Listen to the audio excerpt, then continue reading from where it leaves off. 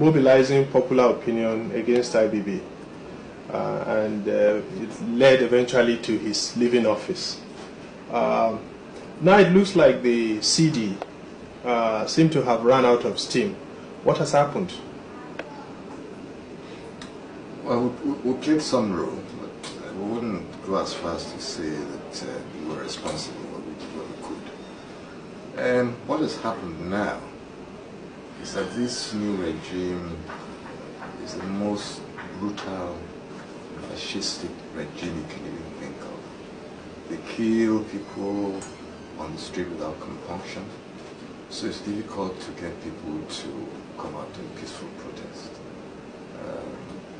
Before you say Jack Robinson, you see 10 people gathering together, they throw a lot of tear gas and kill one or two of them. Also, he sees leaflets. And as you know, Abiola has been locked up.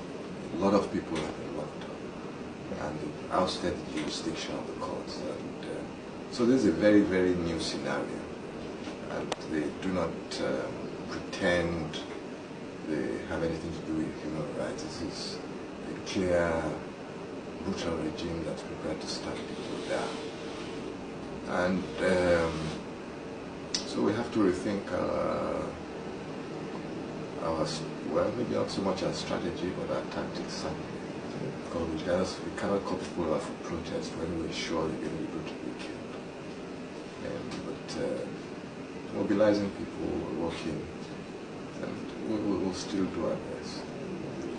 Some have accused some of the CD members and Nadeco and other progressives of having been compromised by this regime. Well, some might have been compromised, but CD is an umbrella organization, made up of a lot of organizations. It's difficult to compromise by its makeup.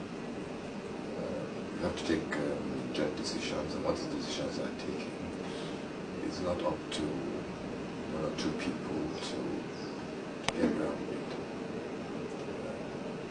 But with the law in the country, all kinds of reasons fly around, and that you cannot help. What we usually tell them is that if they have a better suggestion, we will certainly try it.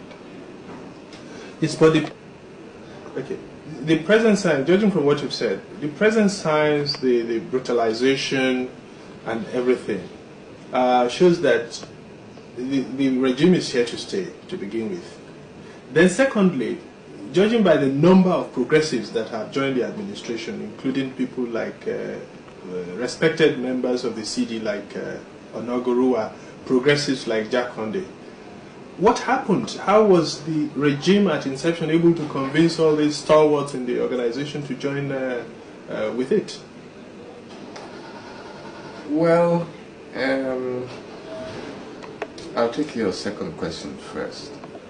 You know that when Babangida left and Shinako came, it still took a lot of demonstrating and all kinds of things to try and move Shinako.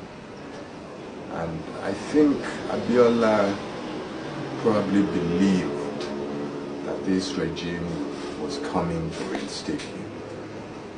And since even before then he was not too comfortable with the stand and methods of CD, he did not help quite a lot. And that sort of dampened what CD could do. This also explains why some people who were pro-Abiola joined the government to start with.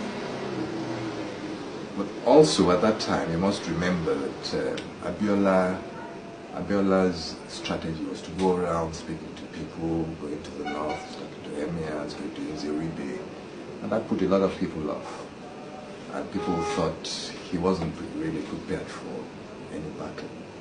And people had started maybe thinking beyond Abiola, until he now showed he was prepared to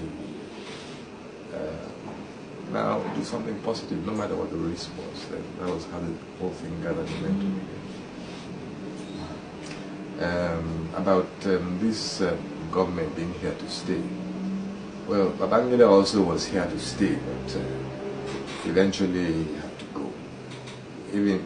Especially when people realized that what had been, you may say, forecast, that he wasn't willing to go, was now becoming more and more obvious as every day went past.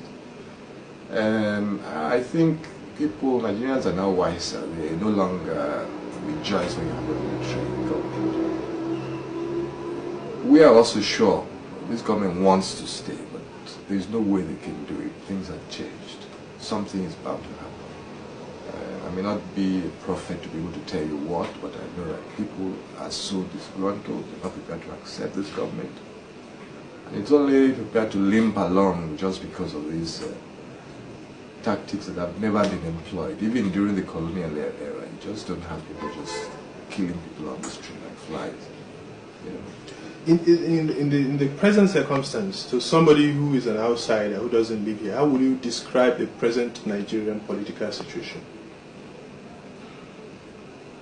Well, I think people are seething.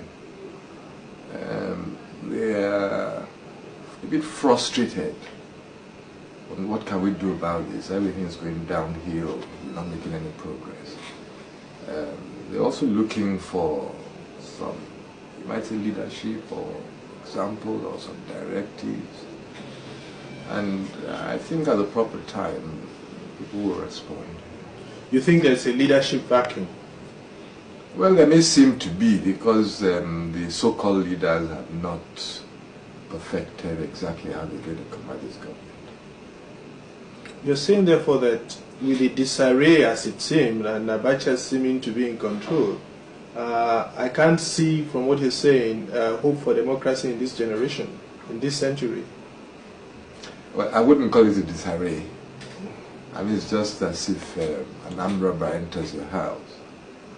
Maybe the first time, after some time, you're able to eject him.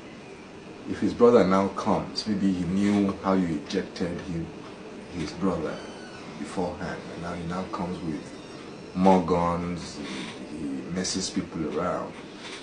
I mean, until you're sure how to tackle him again, we just don't start using the same methods, especially if you tried it and he killed a few people around. Well, the leaders are still there, so I wouldn't say there's a leadership vacuum.